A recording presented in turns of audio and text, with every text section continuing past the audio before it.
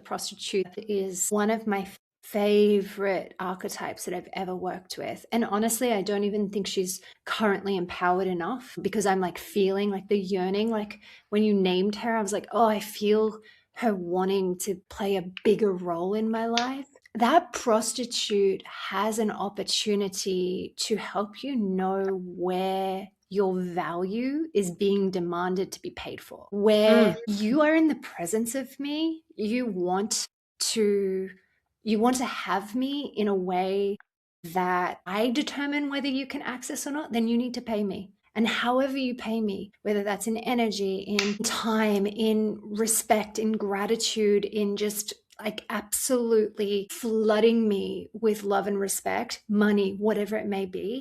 But the exchange needs to happen. And if you think about the good girl or the lover archetype as like the opposition archetype to the prostitute, that's just like, oh, love and light, I give freely and nothing needs to come back to me. And what does that do to women all around the world if that's what they believe their role is? They deplete themselves on their own voluntary basis. So you have this entire planet convinced that women should just give and give and give and give. So all the voluntary labor in the house is for women. All of the unpaid labor is for women. All the emotional labor, women, et cetera, and you go down the line. Whereas the prostitute says, no, I need to be paid.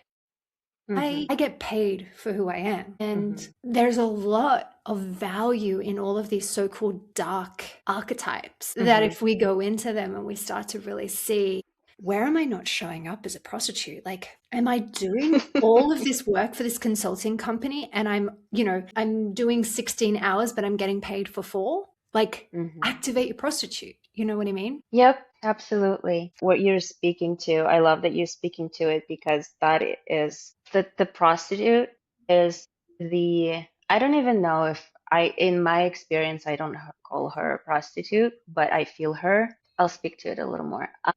This is what I want to say is this is exactly where my personal work is at right now. This is exactly what I found in my journey to more abundance, to more self-expression, more receiving, exact connection. I have, and this is vulnerable and new to say publicly, but I have found out that for me, receivership is connected to the archetype of the prostitute, and receiving money means I am a prostitute, and it means that it is shameful. It was really crazy to really sit with it and acknowledge that for some reason, and I honestly feel that it is from my Russian, when I say that, I mean ancestry and the history, and also the collective patriarchal, like there is that dynamic. If you are a woman, a powerful woman who knows what she wants and she wants to receive from it, doesn't mean that she is a sex worker at all. She is just receiving attention, money. She is beautiful. Somehow it is connected. Like I could feel it in my unconscious that means that she's a prostitute and she needs to be ashamed of herself. I was like,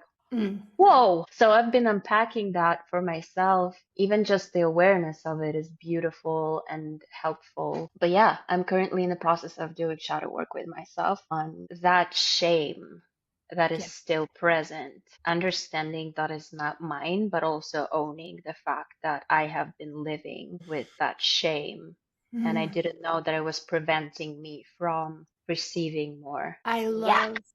Yeah, I love that. And I'm like feeling how that lands in me and why probably the potency of this conversation already like made me feel her immediately as we started talking about it. I was like, she needs more space. She needs more voice. Yeah.